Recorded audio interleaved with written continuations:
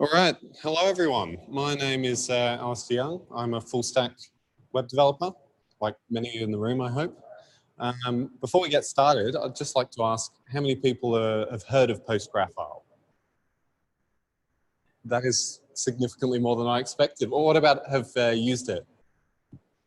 We got 2, 3 maybe? All right, cool. So let's jump right in. So what is Postgraphile in a nutshell? And to me, this is the simplest kind of what its core functionality. So if you have a SQL table posts with an ID, a title, and a body, it will essentially generate a GraphQL type for you, along with all the mutations, queries that you could need. So why would you want a tool to do that instead of just writing it all yourself? Well, there are some common problems with building it yourself. The first one being quite a minor problem, but still kind of annoying when you get a larger app, and that's your duplicate type definitions. So all the times you'll have to define your schema in SQL and then define it again in GraphQL, whether you're using SDL or just the JavaScript library. You're still going to have to write things twice, which pretty annoying. N+1 data loader. For some reason, data loader has always just confused me a bit. It's especially once you start getting into like nested data loaders, and also if you split out your business logic into a different part of your app, and then you don't have access to that data loader necessarily, so you have to kind of pass it in somehow for that particular request, and it just gets all a bit messy.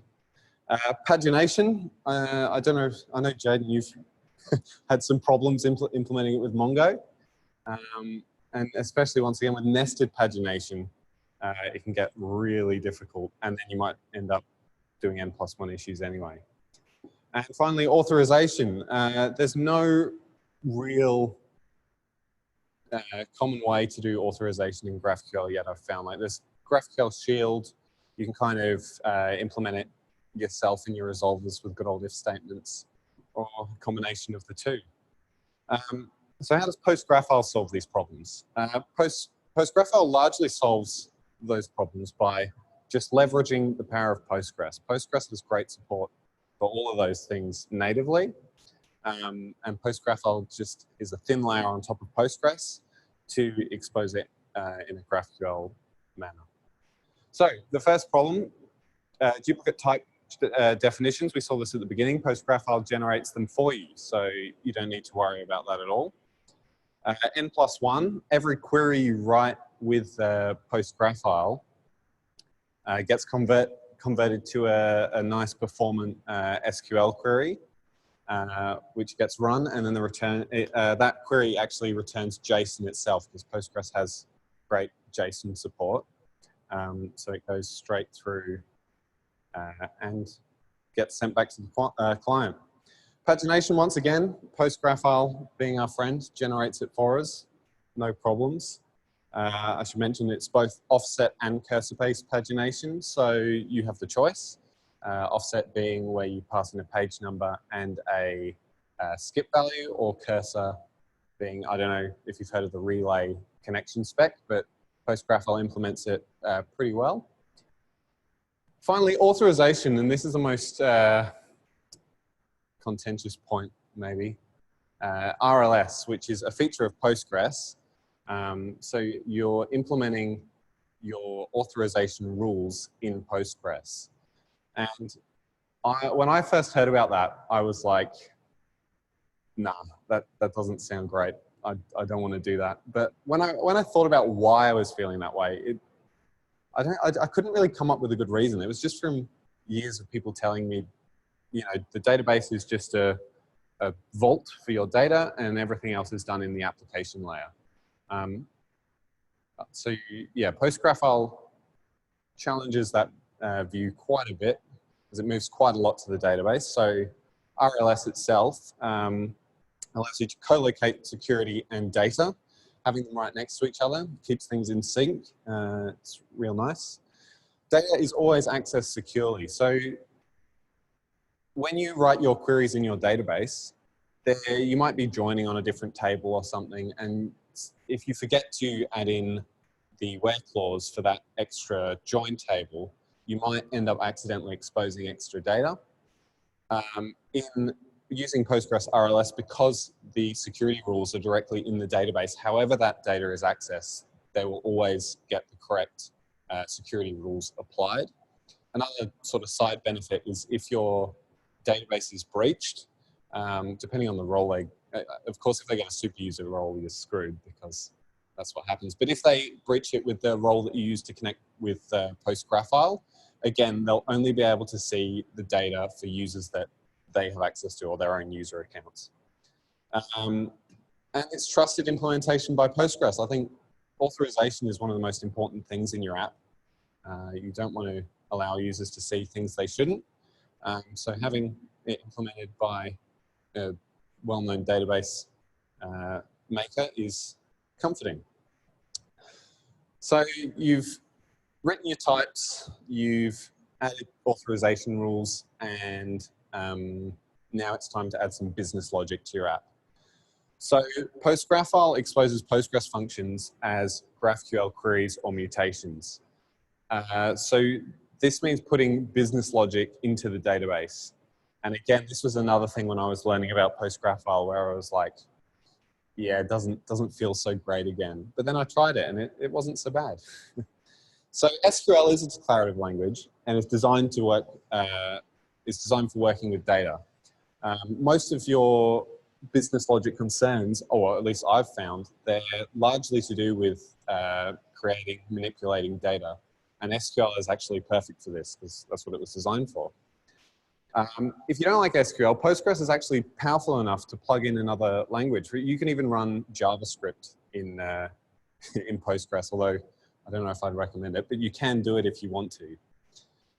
And finally, you can leverage the full power of Postgres through triggers. So triggers allow you to react to database events. And if you have your logic in the database, you can have things happen. When you insert a row, you can insert something else automatically into another table. So that's a nice little benefit of having it in there. And finally, if you can't do something by adding it in Postgres functions, you can extend the schema directly through JavaScript. So you need to add a payment system through Stripe or something. You can add it as you would building with Apollo server or something like that. So we're going to jump into a demo, which is probably the bigger part of this talk. We're going to be building a library app. That's for books, not programming. So let's see. Here we go. This is going to be interesting, holding the mic. So where are we starting off? Let's see. Okay, so I've done a little bit beforehand. I've basically put a user. It'll be mostly copy and pasting. So because I don't want you to sit there and watch me write SQL for half an hour. That's not going to be fun. So I've added some base stuff there. So we've got a user type. Now this is just a table in Postgres with just these three things. So we've got an ID, a name, and a isAdmin flag. So, and then I've added this current user query, which is just a Postgres function. So let's see, where's my cheat sheet? Here we go. Look at this, copy pasting. It's basically real development. So the current user, I'm currently logged in as me, and I am an admin. So I've omitted all the login stuff because it's not really relevant to Postgraphile itself. I just have the ability to switch users like this. So if I rerun the server and I change the current ID to 2, with a bit of luck, we should have a different user. Yeah, we are now Jaden, who is not an admin. What's the difference between the Postgraphical and standard graphical? It's got some extra things on there. So it's got the Explorer built in by default. So you can add extra stuff in, I don't know, automatically. And it's also got the history thing, which is quite cool. So you can see there's all the queries I was running earlier. So it's not Postgres specific, it's just their flavor. It's just their flavor that comes automatically with Postgraphile. That's, I should say, I forgot to say before, please, this, interactive demo, if something doesn't make sense, yell out. I'll do my best to answer. So if we get started, let's go over to my cheat sheet. We're going to start here. All right, so is that big enough? Probably a little bigger, hey? So we will create a table books. Oh, I didn't want to do that. We're creating a table books. We've got an ID, a name, an author, an ISBN, a stock, which is just a number, and we're making the ISBN unique. So if we run that, we say, okay, create table. I'm forgetting where things are now. And we will see, magically, in our Postgraphile, we have 3 new queries. So we have a books query, which is our relay compliant, essentially all of our books. We have access to a single book. And we also have book by ISBN, and that's because we flagged that ISBN as unique. So Postgraphile has, I should look at my own screen, hey. We've also got some new mutations. So we've got a create book, an update book, and a delete book. So I probably shouldn't have logged out as an admin because I wanted to create some books. So I'll log back in as me. Now, this is the first thing. We're going to enable row level security because at the moment we've got it all switched off and all locked down, so no one can do anything. So if we come in here, and aren't you glad that I wrote this beforehand? So I'll talk you through it though. So up at the top, we're enabling row level security for our database table. Then we're writing some policies here. So these policies essentially are allowing everybody to select books. You can see we're using true in the condition. You can create a book if you're an admin. So that's essentially doing a subquery saying select is admin from the current user. The current user is that Postgres function. So it's actually the same function there that we're calling that is exposed through Postgraphile. And then we got the same for update and delete. Then down here, we are granting some actual permissions of what the viewer can do on the table. So the interesting thing about these is you'll notice we are specifying some individual fields on the insert and update. Postgraphile can actually see those as well. And in your input types and update types, you can it will automatically only expose those for you. So if we go ahead and run all of that, that will put our security rules in. And if you remember this here, why does Chrome keep going away? All right. You should see Postgraphile has changed the book input type to only include, oh, it has not. That is scary. Oh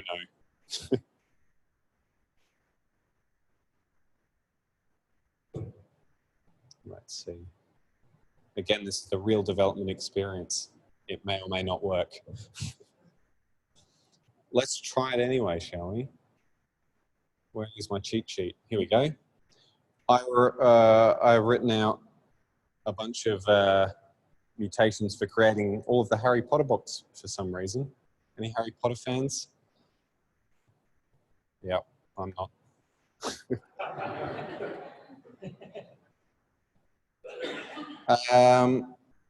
Duplicate. Oh, have we got? Can anyone see a duplicate ISBN? My copy pasting has gone wrong. They all look different. 5, 6, book 6. We will change that to something else. All right. So if we have a books query, so we go through our books. Now this is a relay thing, but by default you don't need to include anything. Postgraphile also, I don't think this is relay spec compliant, but they expose a nodes field, which basically skips the edges field and goes straight down to the nodes. So if we just check, there we go, some books inserted magically. Let's see, what is next? So the next piece of functionality is allowing, because it's a library, people to borrow books. So if we come in here, we're creating a new table, borrows. It's got a book ID, the user ID, so it's a many-to-many table. We're making it unique on the book ID and the user ID. We're creating a couple of indexes. And now this is the first Postgraphile specific thing we're seeing in Postgres. And I'm not doing a lot of customization here, but Postgraphile allows for as much customization as you like, really. So this is what's called a smart comment, and it's just a string, but Postgraphile can read it, and it will see this emit keyword. And if you remember on our books table how we automatically generated all of those mutations for us, this will essentially skip the all, many, create, update, and delete. So they won't be generated for us because we want full control over that. So if we run that, we've created that table. We'll run these ones, and finally we'll add that comment.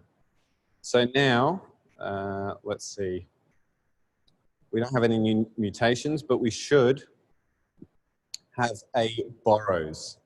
So you can now get a borrow or a borrow by book ID and user ID. So we can't see all the borrows because we don't want to be able to see all the books that everyone in the library has borrowed.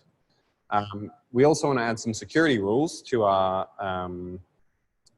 first I forgot this, here we go. So if we look on a user, Postgraphile has automatically detected that relationship and added a books by borrower user ID and book ID, which I think is a bit verbose. So this is a little bit more customization, but I think that would be a lot nicer if it was just called borrowed books, for example. So if we come in here and I'm adding some comments on the constraints, another smart comment, this time a many-to-many field name. So I'm going to call one side of it borrowers and the other side borrowed books. So Postgraphile automatically reloads everything for me, and you'll see there it's been renamed to borrowed books. And if we head down here and go to book, you'll see the other side of it is borrowers. But again, you probably only want to see yourself if you've borrowed the book. You don't want to be able to see everybody who's borrowed the book. So again, this is just Postgres. We can add enable row level security for the table, and then create some policies. So these select policies essentially say you can select your own. So we're checking if the user ID of that book, if you remember the schema, it had a user ID and a book ID. We're checking if that's the current user ID. If it is, we can borrow it. We can see it. And if an admin, they can see, if somebody is an admin, they can see all of the books. So you can think of RLS as essentially adding an extra where clause to your queries. These already exist because, no, all right, I did it before. No worries. So if we see now, we should, where's my cheat sheet gone again? I've got all these Zoom things on my screen. I can't see what's going on. I should have, no, I didn't write that one out. So again, if we go to books, we should now be able to see a borrowers field. And this is an example of the nested pagination I was talking about before. This would be a complete pain to implement by yourself. We've got, and this is just a user here now, name is admin. Wow, autocomplete does not want to work. So we should have, we've got to, so we've created the RLS policy, but we haven't explicitly allowed the actual actions to be completed on the table. So we're just going to say the Postgraphile viewer can select on the table. So there you go. Nobody's borrowed a book yet. So the last thing here is just adding some actual functionality to borrow a book. So we're implementing this with a Postgres function. If we, let's see. This function, if we could just go have a quick look through, it finds the, this is PLPG SQL, which is basically SQL plus a little bit of, for loops, if statements. It's not too bad. When I first started using it, I was a bit like, again, this is a bit odd, but then it's not too bad. It's got everything that you need. So we're starting off by selecting the book that they want to borrow. If they pass in an invalid ID, we're saying book not found. The error codes I just made up. Postgres convention is to include a 5-letter all uppercase error message or error code. So then we're saying if the stock is less than 1, the book is out of stock. And because this is Postgres, we get transactions for free. Everything Postgraphile does, it runs in a transaction. So we're good if 2 people try and borrow the same book at the same time. The first one will go first. So if the book is less than 1, it's out of stock. If it isn't, we're all good. We will insert into the borrows table for the book ID. When we created that table, I'll just explain instead. When we created that table, for the user ID column, we set the default to actually call that current user ID function.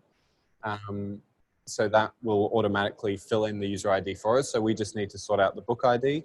And then we're also updating the books thing to decrease the stock by 1.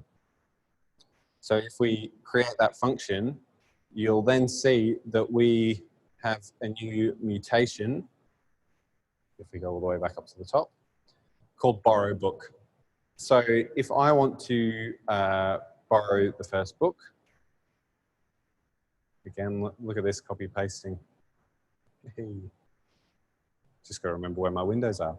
So I'm going to borrow book 1, Harry Potter and the Philosopher's Stone.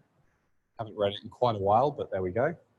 So I've borrowed that, and you will see there is now, I've now been added to that borrowers array. And if we go back to history and we look at all of our books again, we should now see that that has been created. And it's automatically going through the relation and looking that up for us. Now we need a way to return the book, which is similar fashion. We've created another little function down here. So this returns the book, very similar kind of thing. The only difference here is we don't need to worry about the stock. We are just adding one back to the stock when they return it. So if we run current and grab the return book function, where am I going? Yep. So we're going to return that book. I should be, there you go, removed from the borrowers array. All right, so that pretty much does it for the demo. Let's see if we can get back here. So thank you very much, everyone.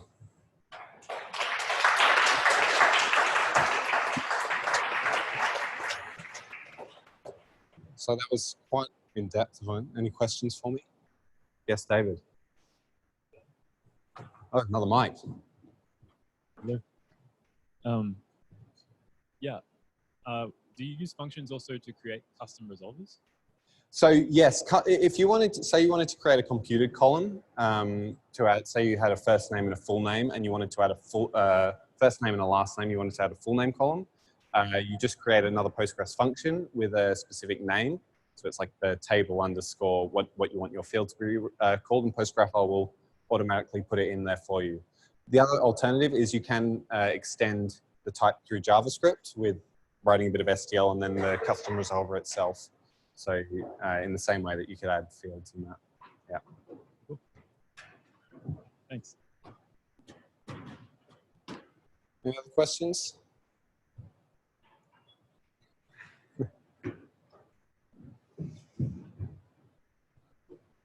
All right, I'm not gonna cheat because I've used Postgraphile Yep. in production.